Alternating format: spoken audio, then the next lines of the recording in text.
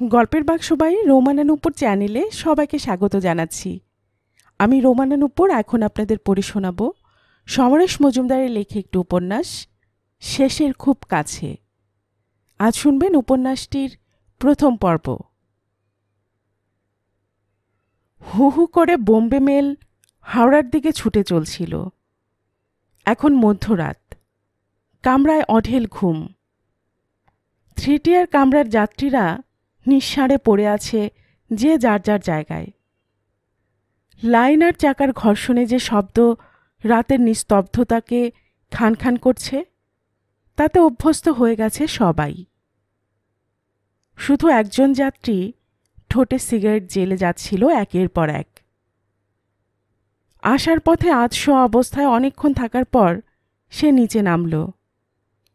ছুটন্ত ট্রেনের গতির সঙ্গে তাল মেলাতে সে হাত বাড়িয়ে মাঝের বার্থ ধরে নিজেকে সামলাল। এই অবস্থাতেও তার ঠোঁটের সিগারেট একটুও কাঁপল না। ঘুমন্ত যাত্রীদের দিকে তাকালো সে। না, কেউ তাকে লক্ষ্য করছে না। প্যাসেজে ঠিকঠাক পা রাখা যাচ্ছে না ট্রেনের গতির জন্য। টলতে টলতে সে বন্ধ দরজার কাছে চলে এলো। চেকার লোকটিকে সে দেখতে পেল না। বোম্বে ছাড়ার সময় এই লোকটির চেহারা বাঘের মতো ছিল। যত ট্রেন এগোচ্ছে তত একটু একটু করে বেড়াল হয়ে যাচ্ছে। সে টয়লেটে দরজা খুলল। ভারতীয় রেলের টয়লেটে ট্রেন চলতে শুরু হবার কয়েক ঘন্টার মধ্যেই যে দুর্গন্ধ তৈরি হয়ে যায়, তা এখানে নেই।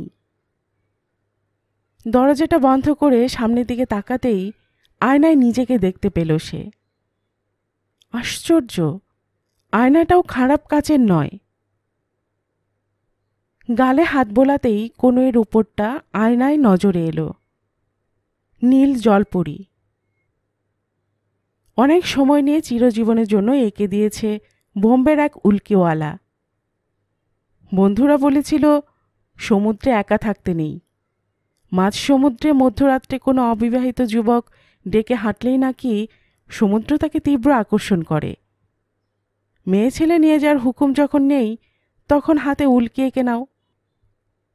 কেউ বুকেও আঁকায়, বুক ভরা জলপরি। তার ভালো লাগেনি। রক্তমাংসের কেউ যদি কখনো আসে, তবে তার আপত্তি হবে ওই বুকে মাথা রাখতে। নীল জলপরীকে অঙ্গে এঁকে নিতে বড্ড কষ্ট হয়েছিল। কিন্তু তারপর, তার অনেক দিনের পর ধুধু সমুদ্রে একা দাঁড়িয়ে যখন নিজের বাইসেপের দিকে তাকিয়েছে, তখনই সেই সুন্দরী চুপচাপ হেসে গেছে তার দিকে চেয়ে।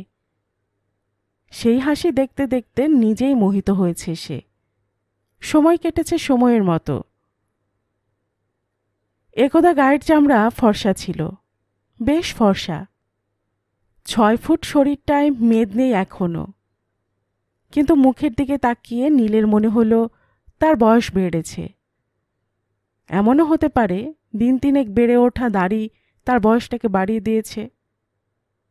কিন্তু চোখের তলা, কপালে এবং গলার উপরের অংশ আর আগের চেহারায় নেই। চুলও উঠেছে বিস্তর। ঠাউর করলে দু একটা রূপলি যে পাওয়া যাবে না তা নয়। ডিসুজার কথা মনে পড়ল। জাহাজে ডিসুজাকে সে বন্ধুই মনে করত। ওর হবি ছিল পৃথিবীর বিভিন্ন দেশের হরেক রকম জাতের মেয়েদের ছবি জমানো। 6টা অ্যালবাম ছিল ডিসুজার। 5 মহাদেশের মেয়েদের জন্য আলাদা আলাদা শ্রেণীবিভাগ ছিল 5টায়। সেই ডিসুজা কোনো বন্দরে জাহাজ ভিড়লেই চুলে কলপ করতে লেগে যেত। জুলপি এবং সামনেটা যখন যুবকের আদর পেয়ে যেত, তখন শীষ দিতে দিতে জাহাজ ছেড়ে শহরে পা দিত। বেচারা নিজের মাথার পেছনটা দেখতে পেত না। সাদা চুলগুলো খোঁচা খোঁচা হয়ে যেন বিদ্রুপ করত।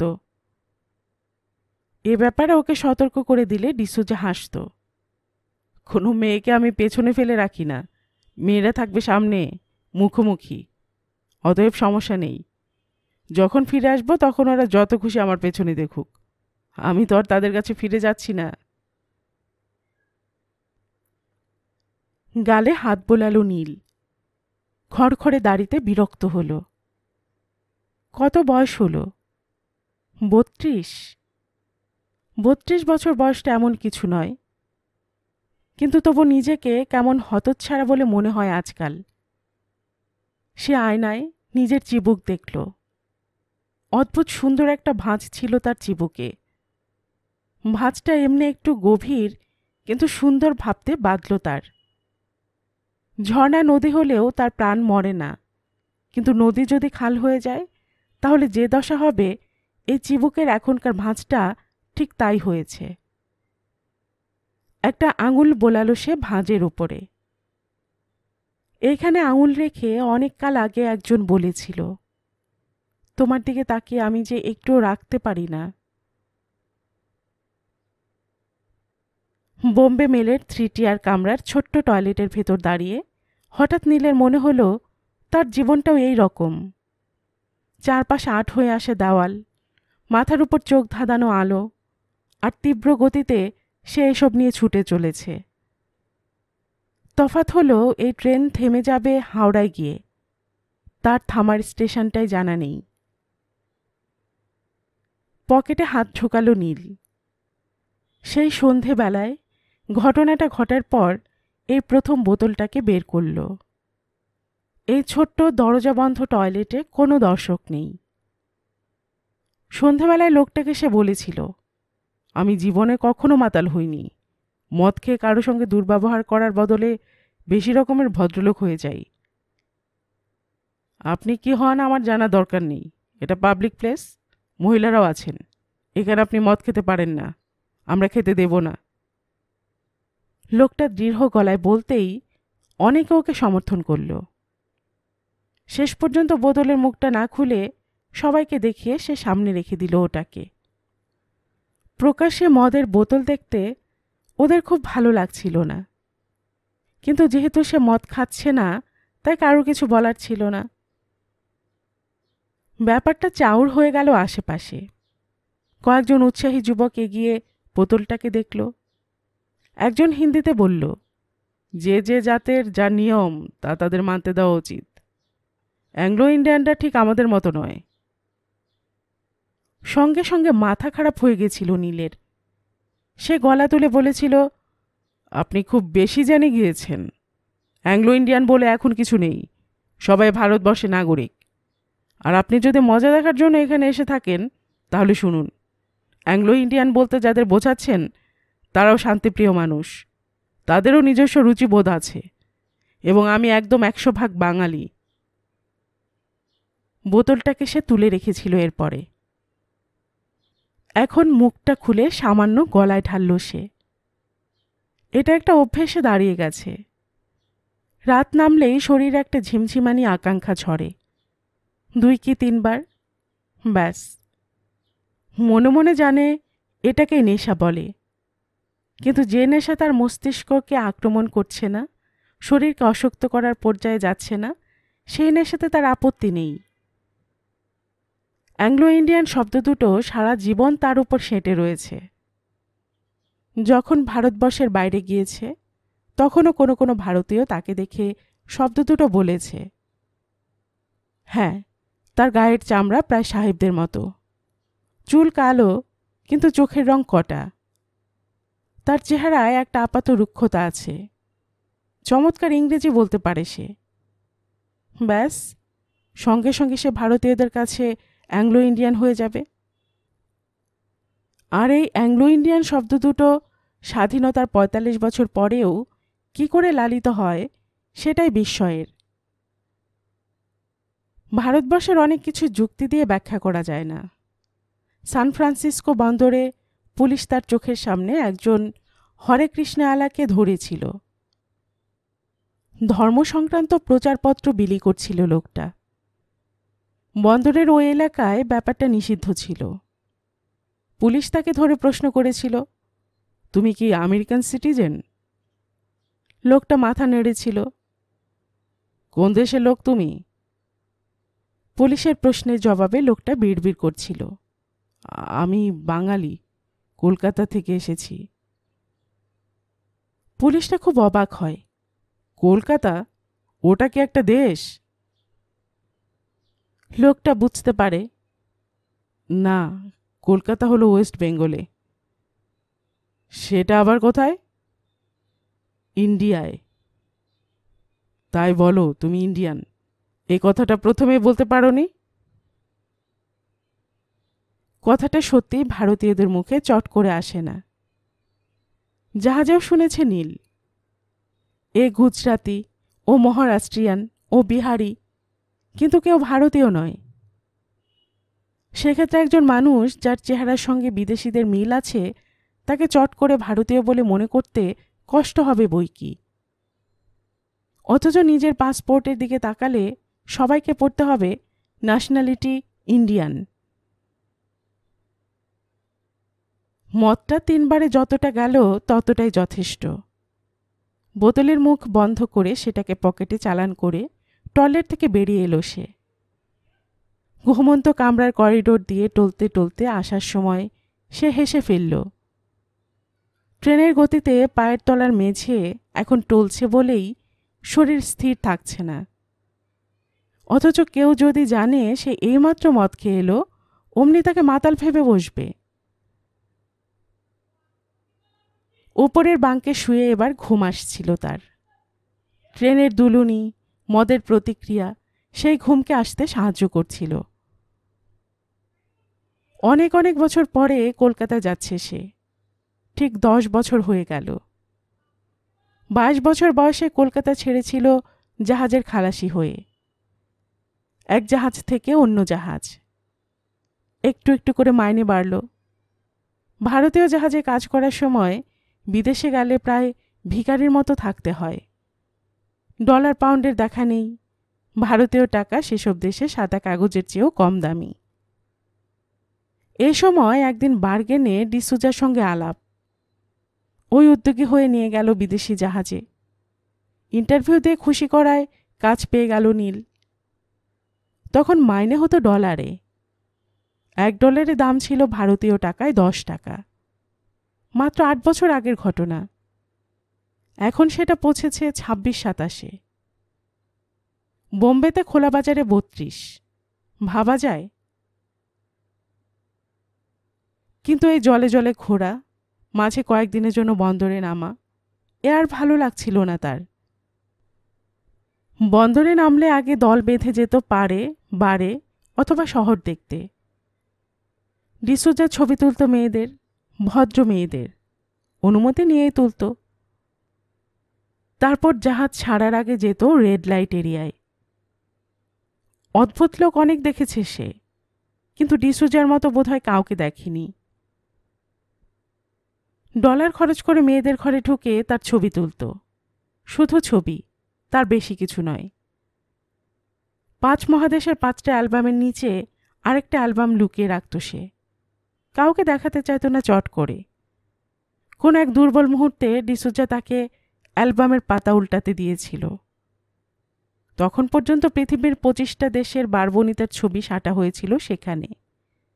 ডিসুজা হেসে বলেছিল, জল দেখতে সব দেশে প্রায় একরকমের, কিন্তু পান করলে বোঝা যায় স্বাদ সমান নয়।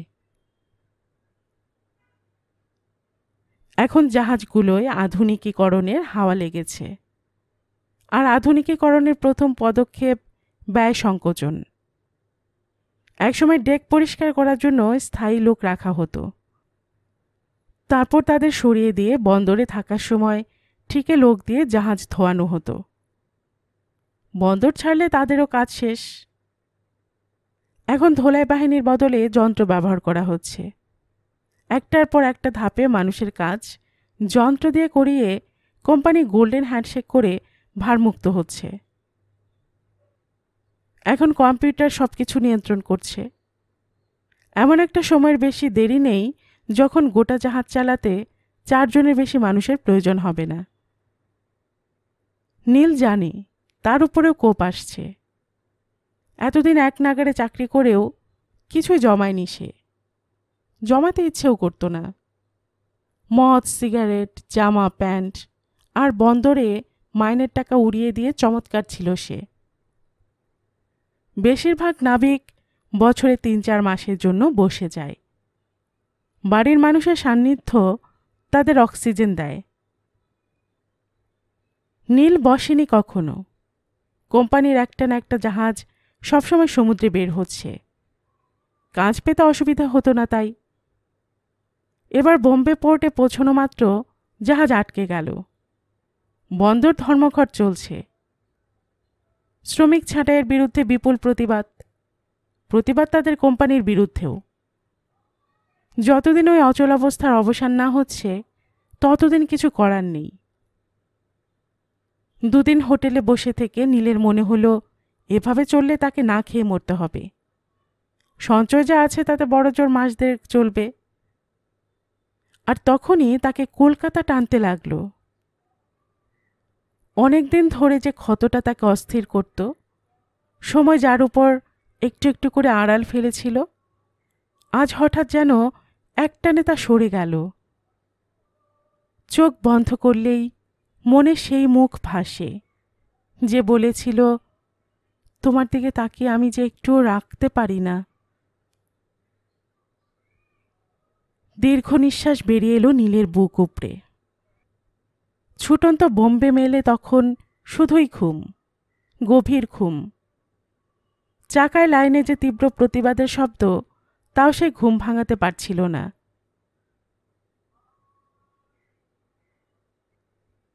এর মধ্যে 3 ঘন্টা পিছিয়ে পড়েছে ট্রেনটা। বিহার যখন ছাড়াচ্ছে তখনই আকাশে ছিটে ফোটা মেঘ, রোদ্দুর নেই। দীর্ঘ যাত্রায় যে ক্লান্তি আসে সেইটুকুই। হঠাৎ কানে এলো, তোমার হাতে ওটা কিসের ছবি? চমকে তাকালো নীল। একটি 4-5 বছরের শিশু। ট্রেনে ওঠার পর থেকেই একে দেখেছে সে। ওপাশের সিটে বসা মহিলাই এর মা। মহিলাকে দেখলে মনে হয় এখনো মা হবার মন তার হয়নি। রঙিন সালোয়ার কামিজে, চুল আঁচড়ানোর কায়দায় তিনি এখনও কলেজের ছাত্রী সাজতে পারেন। বাচ্চাটার প্রশ্ন শুনে হেসে ফেলল নীল। চোখ তুলে দেখল মহিলা এদিকে তাকিয়ে আছেন। দিল, ওকে বিরক্ত করো না। বাচ্চাটা সঙ্গে সঙ্গে জিজ্ঞাসা করল, আমি কি তোমাকে বিরক্ত করছি? একটুও না। আমি কারো সঙ্গে কথা বললেই মা বলে বিরক্ত করো না। এটা কি ছবি? বাচ্চাটা তার কচি আঙুল রাখল নীলপরীর গায়ে। নীল বলল, জলপরী। জলে থাকে? হ্যাঁ। তাহলে তুমি হাতে রেখেছ কেন? জলে ছেড়ে দাও। নীল হেসে ফেলল।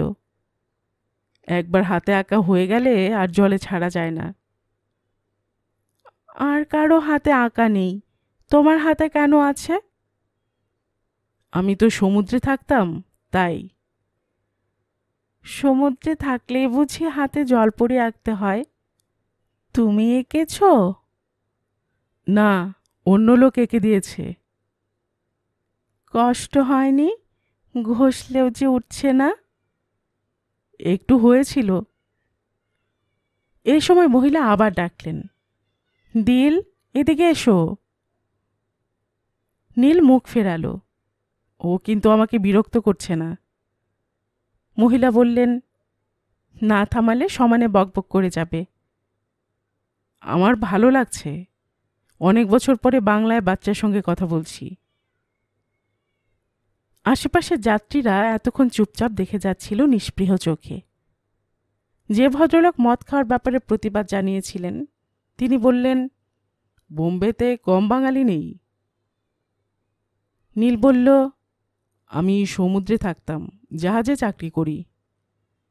আরেকজন বলল, তাই বলুন। আমার একটু যে সন্দেহ হচ্ছিল না তা নয়। এখনও নাবিকের চাকরি খুব অ্যাডভেঞ্চারাস, তাই না? হ্যাঁ। তিনি দেখেছেন? হ্যাঁ। হঠাৎ একটার পর একটা আজগুবি প্রশ্ন শুরু হয়ে গেল। সমুদ্র সম্পর্কে যত কৌতূহল মানুষের মনে চাপা থাকে তা যেন একসঙ্গে বেরিয়ে আসতে লাগল। বেশ ধৈর্য ধরে তাদের জবাব দেবার চেষ্টা করল নীল।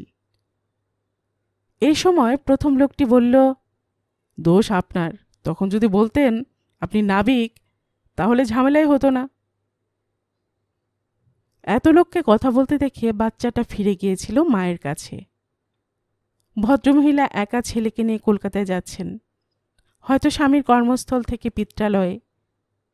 পৃথিবীর মানুষের অধিকাংশই যে যার ব্যবস্থা অনুযায়ী সুখের পরিধিতেই বসবাস করে।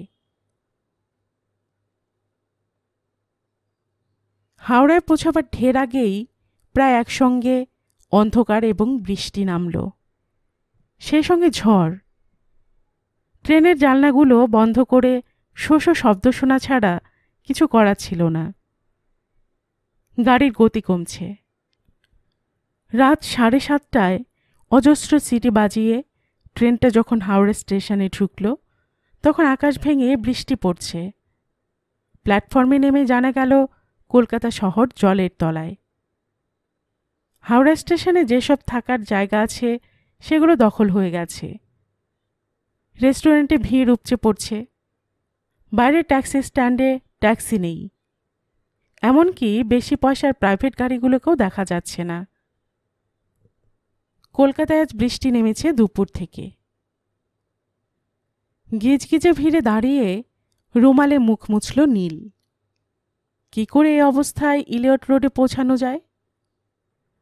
কলকাতায় কারো বাড়িতে সরাসরি ওঠার সম্পর্ক এখন আর নেই। ইলিয়ট রোডে টেডিলালের একটা হোটেল আছে। জন্মাবধি সে হোটেলটাকে দেখে আসছে। 12 বছর আগেও দৈনিক 20 টাকায় থাকা যেত সেখানে। টেডিলালের বয়স হয়েছে, কিন্তু লোকটা ছিল বেশ হাসি খুশি। এমন হতে পারে গিয়ে দেখবে টেডিলাল মরে গেছে, তার হোটেলও নেই। তবু প্রথমে ওর সন্ধানে যাওয়া দরকার। চেনা জানা অনেক মানুষের খবর রাখে টেডিলাল। রাত বাড়ছে, অথচ বৃষ্টি বন্ধ হবার কোনো লক্ষণ দেখা যাচ্ছে না। এলোমেলো পায়ে স্টেশন চত্বরে ঘুরতে ঘুরতে ও একটার পর একটা ট্রেন বন্ধ হবার ঘোষণা শুনতে পাচ্ছিল। হঠাৎ সেই বাচ্চাটাকে দেখতে পেল সে। মায়ের পাশে দাঁড়িয়ে অবাক হয়ে মানুষজন দেখছে। এরাও নিশ্চয় যেতে পারছে না স্টেশন ছেড়ে। সে একটু এগিয়ে যেতেই মহিলা দেখতে পেলেন এবং মুখটা ফিরিয়ে নিলেন। বাচ্চাটা হেসে ফেলল। বাড়ি যাবে না? নীল বলল, কি করে যাব, গাড়ি চলছে না যে। তোমাকে কেউ নিতে আসেনি? এবার মহিলা মুখ ফেরালেন। কি সমস্যা বলুন তো? চিঠি দিয়েছি, টেলিগ্রাম করেছি, তবু কারো দেখা নেই। শুনছি শহর নাকি জলের তলায় ডুবে আছে। বাচ্চাটা বলল, তোমার জলপরীকে বলো না আমাদের নিয়ে যেতে। নীল হেসে ওর চুলে হাত বুলিয়ে দিল। দেখুন, হয়তো বৃষ্টির জন্য আসতে পারছে না। টেলিফোন থাকলে চেষ্টা করুন না। পাশের বাড়িতে আছে। এখানকার পাবলিক বুথটা কোথায়? খানিক আগে নোটিশ বোর্ডটা চোখে পড়েছিল নীলের। ভদ্রমহিলার সঙ্গে মালপত্র বলতে একটাই সুটকেস আর হাত ব্যাগ। নীল চাইলেও তিনি নিজেই বয়ে নিয়ে গেলেন টেলিফোন বুথের সামনে। সেখানে বেজায় ভিড়। যারা ভেতরে ঢুকছে তারা নাকি লাইন পাচ্ছে না। ভদ্রমহিলা বললেন, বাবা, আমার পক্ষে এদের সঙ্গে মারপিট করে টেলিফোন করা অসম্ভব ব্যাপার। নীল বলল, আপনার যদি আপত্তি না থাকে তাহলে আমাকে নাম্বারটা দিতে পারেন। লাইন পেলে আপনি কথা বলবেন। ভদ্রমহিলা খুশি হলেন বোঝা গেল। চটপট ব্যাগ খুলে একটা কাগজে নাম্বারটা লিখে নীলের দিকে এগিয়ে ধরলেন। নীল দেখল ওটা 37 এক্সচেঞ্জ। মিনিট 10 সময় লাগলো একটা টেলিফোনের দখল পেতে। ডায়াল করল সে কাগজটাকে সামনে রেখে। শেষ নাম্বার ঘোরার আগেই এঙ্গেজড টোন। দ্বিতীয়বারেও এক দশা।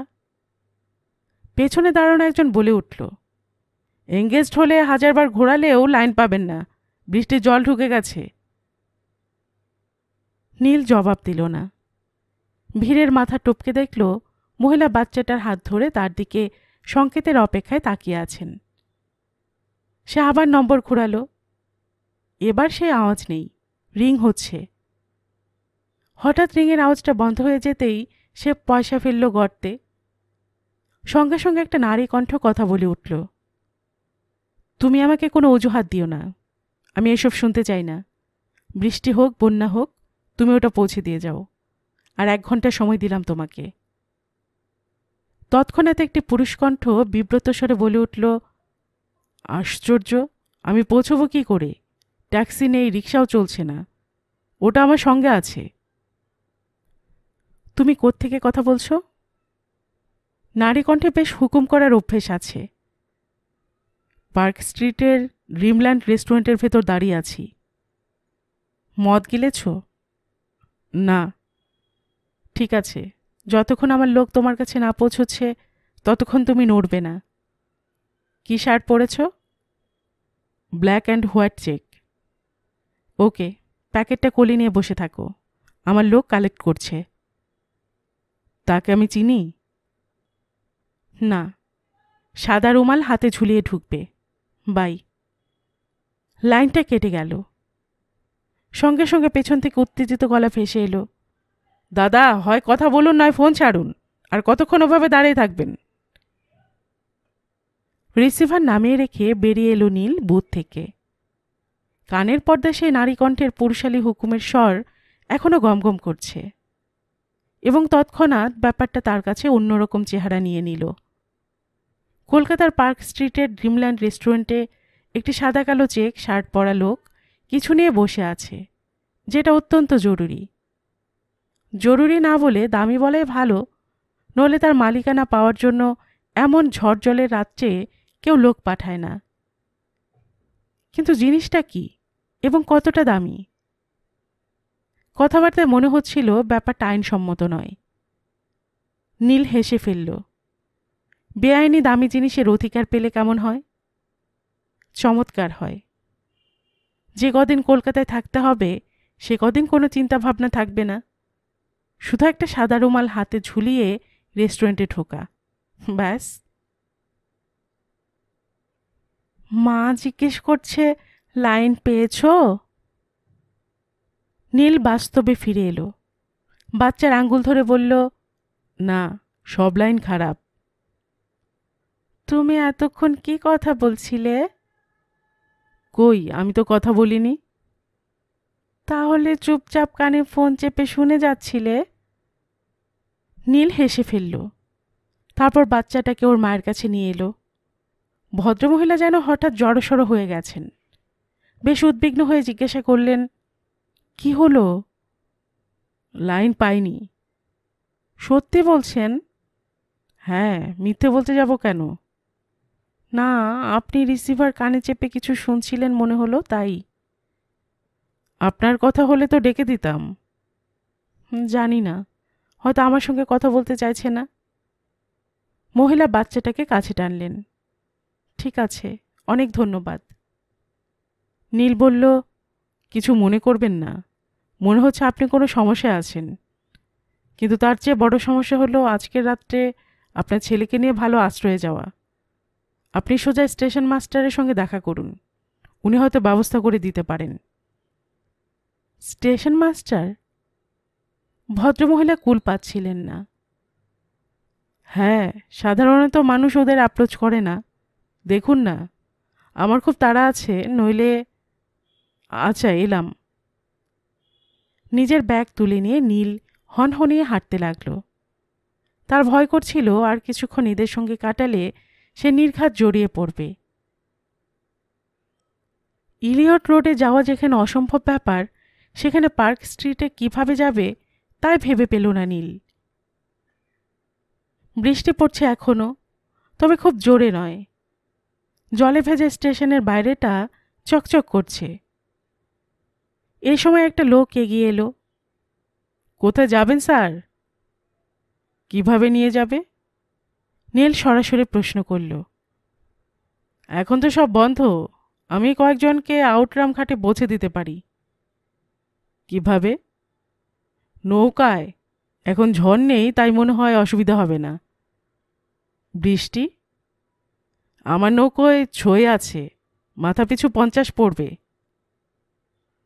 ওখান থেকে? তা আমি জানি না স্যার। একটু ভেবে রাজি হয়ে গেল নীল। লোকটার পেছনে ব্যাগ কাঁধে দৌড়তে দৌড়তে সে খেয়াঘাটে পৌঁছে দেখল একটা মাঝারি সাইজে নৌকোর ছোঁয়ের তলায় ইতিমধ্যে বেশ কয়েকজন ঢুকে বসে আছে। দৌড়ানো সত্ত্বেও শার্ট এবং মাথা ভিজে গিয়েছিল তার। ছোঁয়ের তলায় ঢুকে রুমাল বের করে জল মোছার চেষ্টা করল। রাত বেশি নয়, কিন্তু গঙ্গার বুকে এখনই ঘন অন্ধকার নেমে এসেছে। মাঝে নৌকো ছাড়ল। জলের উপর বৃষ্টির ফোঁটা শব্দ তুলছে। জনাটেক মানুষ পরস্পরের শরীরের সঙ্গে মিশে আছে, অথচ কেউ কারো সঙ্গে কথা বলছে না। আউটরামে পৌঁছে টাকা দিয়ে পাড়ে উঠে দেখা গেল বৃষ্টি এখানে ইলশে গুড়ি। বিশাল রাজপথ ভিজে চকচক করছে। কোনো ট্যাক্সি নেই, বাস দূরের কথা। কোনো লাভ হলো না। মনে মনে বিড়বিড় করল নীল, এতক্ষণে নিশ্চয় সে ব্যাগটা হাত বদল হয়ে গেছে। কিন্তু ইলিয়ট রোডে যেতে গেলে তো পার্ক স্ট্রিট দিয়ে ঢুকতে হবে, আর পার্ক স্ট্রিট এখান থেকে হাঁটলে মিনিট 25 দূরে। কিন্তু হাঁটতে হলো না। স্বয়ং ঈশ্বর এসে হাজির হয়েছেন এমন ভঙ্গিতে একটা টেম্পো এসে দাঁড়ালো। ড্রাইভার মুখ বাড়িয়ে চিৎকার করল, পার্ক সার্কাস জানা হয়। নৌকায় আসা জনাচারেকের সঙ্গে নীল ও বাকিরা উঠে পড়ল। তার পাশে দাঁড়ানো লোকটা বৃষ্টি থেকে মাথা বাঁচাতে সাদা রুমাল বেঁধেছে। সঙ্গে সঙ্গে মনে পড়ে যাওয়ায় সে ছুটন্ত টেম্পোয় দাঁড়িয়ে লোকটিকে বলল, আপনাকে একটা অনুরোধ করতে পারি? নীল গম্ভীর গলায় বলল, এখনই একটা সাদা রুমাল দরকার আমার, আপনারটা দেবেন? সাদা রুমাল? লোকটা এমন অনুরোধ কল্পনাও করেনি। দাম দিতে যাওয়াটা অভদ্রতা হবে, আপনি আমার রঙিন রুমালটা নিতে পারেন। আমি আপনার ব্যবহার করা রুমাল নেব কেন? ঠিক কথা, কিন্তু যেহেতু আমার সাদা রুমালের খুব প্রয়োজন, তাই বাধ্য হয়েই। লোকটা কেমন অদ্ভুত চোখে নীলকে দেখল। নীল বুঝতে পারল তার মস্তিষ্কের সুস্থতা সম্পর্কে লোকটার মনে সন্দেহ এসেছে। কিন্তু লোকটাকে রুমালটা খুলতে দেখল সে। প্রায় ভিজে যাওয়া রুমাল নীলের হাতে তুলে দিয়ে অন্যদিকে মুখ ফিরিয়ে নিল। আপনাকে অনেক ধন্যবাদ। রুমালটা থেকে জল চেপে বের করে ভাঁজ করে পকেটে ঢুকিয়ে নিল নীল। পার্ক স্ট্রিট এগিয়ে আসছে, কিন্তু মোড়ের ওপর পৌঁছেই টেম্পো থেমে গেল। ড্রাইভার মুখ বের করে বলল, এক হাঁটু জল সামনে, আমি ডান দিক দিয়ে ঘুরে যাব। অতএব নীল নেমে পড়ল। 5 টাকা দক্ষিণা দিয়ে সে পার্ক স্ট্রিটে ঢুকল। খানিকটা এগোতেই ফুটপাতের উপর জল দেখতে পেয়ে প্যান্ট গোটালো সে। জুতো খুলে খালি হাতটায় নিল। টিপটিপে বৃষ্টি পড়ে চলেছে। জল ভেঙে ভেঙে সে পার্ক হোটেলের তলা দিয়ে হেঁটে এলো। সেসব কাগজের স্টলগুলো এখন উধাও। পার্ক স্ট্রিটে একটা জিপ অনেক ঢেউ তুলে বেরিয়ে গেল। শীত শীত করছিল নীলের। বার রেস্টুরেন্টগুলোর নিয়ন সাইনগুলো যেন হঠাৎই আরও আকর্ষণীয় হয়ে উঠেছে। শেষ পর্যন্ত সে ড্রিমল্যান্ড রেস্টুরেন্ট কাম বারের সামনে এসে দাঁড়াল। ফুটপাতে জল বলেই বোধহয় ডোরকিপার বাইরে নেই। এক ধাপ উঠে জুতো পায়ে গলিয়ে নিয়ে সে দরজা ঠেলল। যেভাবে বিদেশি বাজনা ঝাঁপিয়ে পড়ল, তাতে কে বলবে বাইরে 1 পা দূরেই কলকাতা ভেসে যাচ্ছে। আধা আলো আধা অন্ধকারে এই আবহাওয়াতেও কিছু মানুষ বসে আছে এই টেবিল সেই টেবিলে। 2 জন মহিলাকেও দেখা গেল। একটি মেয়ে শরীর দুলিয়ে হিন্দি গান শুরু করল ডায়াসে। সুটকেসটাকে মাটিতে রেখে নিজের চুল ঠিক করে নিল নীল। আপনি একদম ভিজে গিয়েছেন স্যার। একজন বেয়ারায় এগিয়ে এলো। কি আর করা যাবে? নীল পকেট থেকে সাদা রুমাল বের করল। যে কোনো টেবিলে বসতে পারেন, সবই তো খালি। দরজার কাছাকাছি টেবিলের চেয়ারটাই বেছে নিল সে। সাদা কালো চেক শার্ট কোথায়? চট করে সে কাউকে দেখতে পেল না। পকেটের চ্যাপটা বোতলে মদ থাকা সত্ত্বেও একপাত্র বলতে হলো তাকে। আর এই সময় দেখতে পেল কোণের টেবিলে একটি মানুষ বসে আছে, যার গায়ে কালো সাদা চেক শার্ট। হঠাৎই সমস্ত শরীর ঝিমঝিম করে উঠল। না, তার আগে কেউ এখানে আসেনি ওই ব্যাগটার দখল নিতে। নীল, এখন তোমার সামনে দুটো পথ খোলা। হয় এখান থেকে মাল খেয়ে চুপচাপ কেটে পড়ো, নয় রুমাল দেখিয়ে লোকটার দিকে এগিয়ে যাও। ওর ব্যাগে যদি মূল্যবান কিছু থাকে তাহলে। রুমালে মুখ মুছতে গিয়ে সে থমকে গেল। অন্যের ব্যবহার করা রুমালে মুখ মুছতে ঘেন্না হলো তার, কিন্তু দ্বিতীয় রুমালটা বের করতে তার দ্বিধা হলো। ডায়াসে গায়িকা এখন চটুল হিন্দি গান গাইছে দুলে। বেয়ারা গ্লাস দিয়ে যাওয়া মাত্র দরজাটা খুলে গেল। একটা লোক একদম ভিজে কাক হয়ে ভেতরে ঢুকতেই বেয়ারাগুলো ব্যস্ত হয়ে পড়ল। লোকটার শরীর থেকে জল পড়ে কার্পেট ভিজিয়ে দিচ্ছে। বেয়ারাদের প্রতিবাদ লোকটা গ্রাহ্য করল না। বাইরেটা সমুদ্র করে রেখেছ, ভেসে আসতে হলে এর চেয়ে কম জল পড়বে না। তোমাদের বার বন্ধ থাকলে আমার চেয়ে কেউ বেশি খুশি হতো না। লোকটা পকেট থেকে সাদা রুমাল বের করে অকারণে শূন্যে দুবার ছেড়ে মাথার চুল মুছতে লাগল। তারপর সময় নিয়ে চুরুট ধরালো। নীল বুঝে গেল এই সেই লোক। স্বাস্থ্য ভালো, ব্যায়াম করা চেহারা, কিন্তু বেশ খাটো। কিন্তু লোকটা এসেছে মরিয়া হয়ে। জুতো, মোজা, প্যান্ট সব ভিজে গেছে ওর। ইতিমধ্যেই কোণের সাদা কালো চেক শার্টকে দেখে নিয়েছে লোকটা। তারপর গম্ভীর ভঙ্গিতে সেদিকে এগিয়ে গেল। নীলের সমস্ত উৎসাহ যেন একেবারে তলিয়ে গেল। সেই মহিলার লোক তারপরে এসেও আগে ব্যাগটাকে চোখের উপর দিয়ে নিয়ে যাবে। সে যদি এখানে ঢুকে ওই লোকটার কাছে এগিয়ে যেত। নীল দেখল আগন্তুক চেক শার্টের উল্টো দিকে গিয়ে বসেছে, হাতে সাদা রুমাল ধরে। কিন্তু আশ্চর্য, ওরা কেউ কথা বলছে না। চেক শার্টের মুখটায় বেশ অস্বস্তি। ঘাড় ঘুরিয়ে লোকটা কি তাকে দেখার চেষ্টা করছে? হঠাৎই নীলের মনে হলো লোকটা সমস্যায় পড়েছে। দরজা পেরিয়ে এখানে ঢুকে সে যখন সাদা রুমাল বের করেছিল তখন নিশ্চয় লোকটা তাকে দেখেছিল। এখন দ্বিতীয় আরেকজনের হাতে সাদা রুমাল দেখে সম্ভবত ফাঁপড়ে পড়েছে। হঠাৎ সাদা কালো চেক শার্টকে একটা অ্যাটাচি হাতে টেবিল ছেড়ে উঠতে দেখল নীল। ওর সামনে গিয়ে বসা লোকটা বেশ হতভম্ব। সাদা কালো চেক শার্ট সোজা চলে এলো বার কাউন্টারে।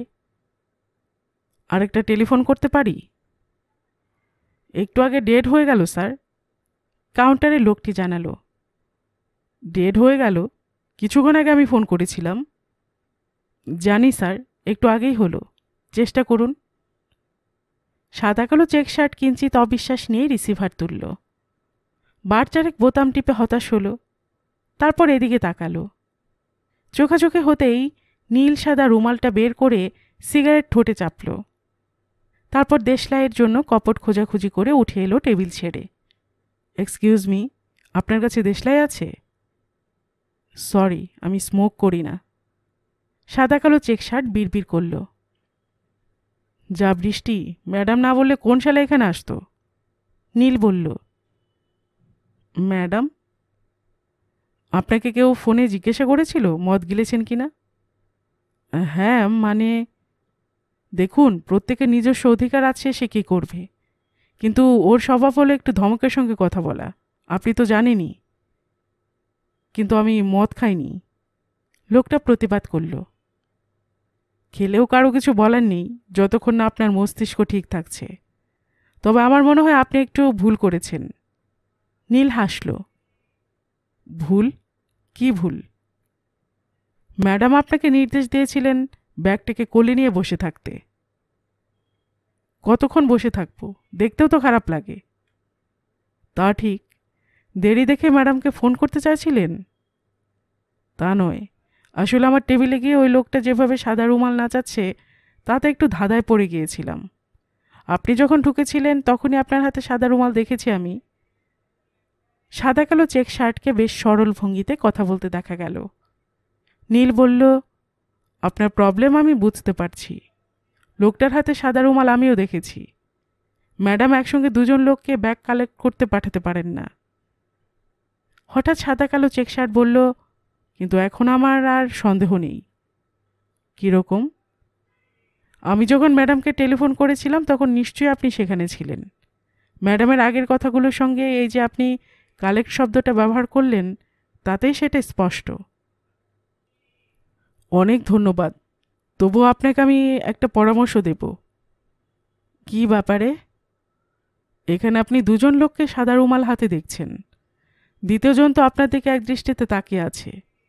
ম্যাডামের সঙ্গে কথা বলে তবেই ব্যাগটা হাত বদল করা উচিত। তার কি প্রয়োজন আছে? হ্যাঁ, এতে ম্যাডাম আপনার উপর খুশি হবেন। ভালো বলেছেন, কিন্তু এদের টেলিফোন খারাপ। কোথায় যাওয়া যায়? এ পাড়ায় কাউকে চেনেন না? এ পাড়ায়? হ্যাঁ, মানে আমার এক বান্ধবী, খুব ঘনিষ্ঠ নয়, ওর ফ্ল্যাটে টেলিফোন আছে, ফ্রি স্কুল স্ট্রিটে। কিন্তু এই জল ভেঙে যাওয়াটাই ঝামেলার। আমার মনে হয় এদের পেছন দিকের দরজাটা দিয়ে গেলে আপনি জল নাও পেতে পারেন। আগে এসব রেস্টুরেন্টের কিচেনের পাশ দিয়ে একটা দরজা থাকতো। আপনি? আমি এখানে অপেক্ষা করি। তার চেয়ে আমার সঙ্গে আসুন না। আসলে এই ব্যাগটাকে নিয়ে। আপনি বিল পে করেছেন? হ্যাঁ, অনেকক্ষণ। আপনি এগোন, আমি আসছি। সাদা কালো চেক শার্ট যে তাকে বেশ বিশ্বাস করে ফেলেছে তা ওর মুখ দেখে বোঝা যাচ্ছিল। নীলের দিকে মাথা নেড়ে লোকটা ভেতর দিকে এগিয়ে গেল। নীল দেখল কোণের টেবিলে বসা লোকটি এখন প্রায় ঘুরে বসেছে। নীল চলে এলো নিজের টেবিলে। গ্লাসের সমস্ত তরল পদার্থ একেবারে গলায় ঢেলে দিল।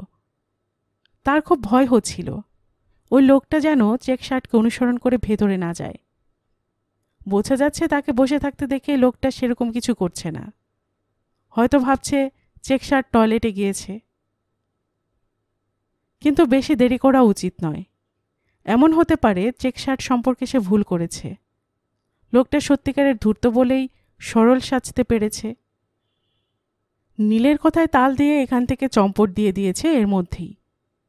আর যদি তা হয় তাহলে বাইরে ইলশিগুড়ি বৃষ্টিতে কতক্ষণ দাঁড়িয়ে থাকতে পারে লোকটা? হঠাৎ নীল দেখল কোণের টেবিল ছেড়ে লোকটা ভেতরের দিকে পা বাড়াচ্ছে। সর্বনাশ হয়ে গেল। নীল সুটকেস নিয়ে উঠে দাঁড়িয়ে বেয়ারার হাতে টাকা গুজে লোকটাকে অনুসরণ করল। ভেতরের প্যাসেজের দুপাশের জেন্টস এবং লেডিস লেখা দরজা। লোকটা একটু ইতস্তত করে জেন্টস লেখা দরজাটা খুলে ভেতরে ঢুকতেই নীল সেখানে পৌঁছে গেল।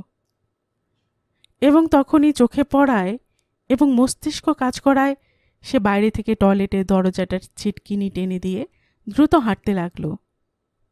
কাজটা করতে কেউ তাকে দেখে ফেলল কি না তা সে ভ্রুক্ষেপ করল না।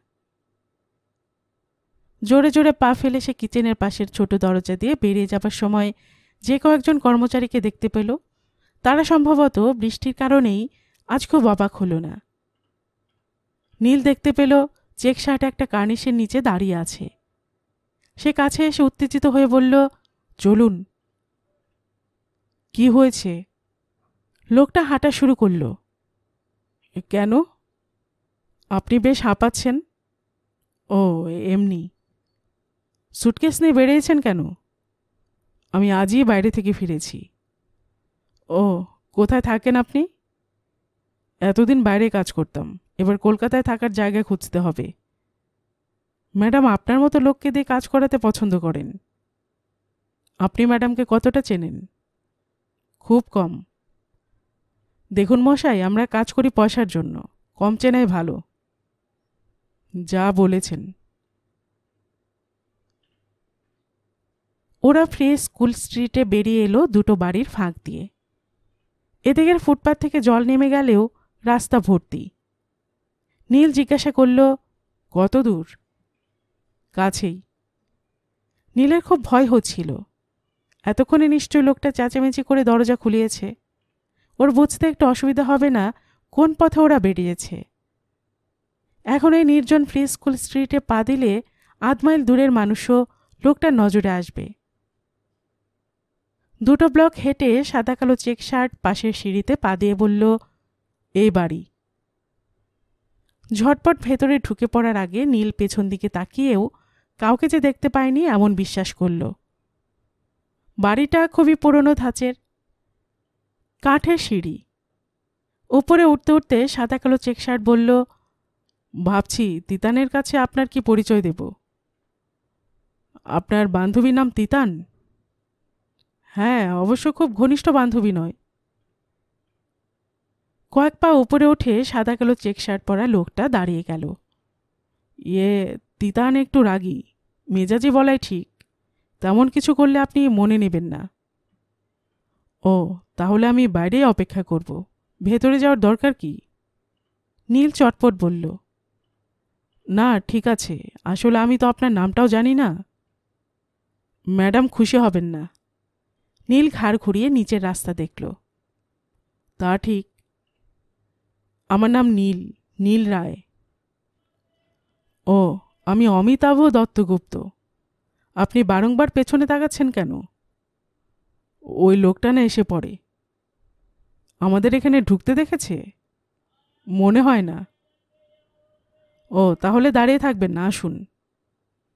অমিতাভ এবার বেশ সপ্রতিভ হয়ে আরও কিছু সিঁড়ি ভেঙে একটা দরজার সামনে পৌঁছল। বেল বাজার বোতামে চাপ দিয়ে বলল, যা বৃষ্টি। শব্দ দুটো উচ্চারণের সময় ওকে খুব বোকা বোকা দেখালো।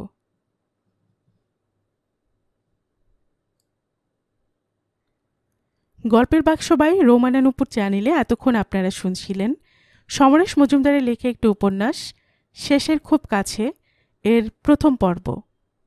আর এতক্ষণ গল্প পাঠে আমি আপনাদের সাথে ছিলাম রোমানা নুপুর। আপনারা যারা গল্পের বাক্স চ্যানেলের গল্প নতুন শুনছেন, আপনাদের সুবিধার্থে একটি বিনীত অনুরোধ, যদি আপনারা আরও এমন উপন্যাস শুনতে চান তবে নিচে সাবস্ক্রাইব বাটনে একটি ক্লিক করে রাখুন ও একটি লাইক করে রাখুন। এতে এই চ্যানেলের ভিডিওগুলি খুঁজে পেতে আপনাদের সুবিধা হবে। আর পাশে থাকা বেল বাটনটিও চেপে রাখুন, যাতে নতুন কোনো উপন্যাস বা পর্ব দেওয়ার সাথে সাথেই আপনাদের কাছে নোটিফিকেশন চলে যায়। সবসময় সবাই খুব ভালো থাকুন, সুস্থ থাকুন ও আনন্দে থাকুন, এই প্রার্থনা রইল।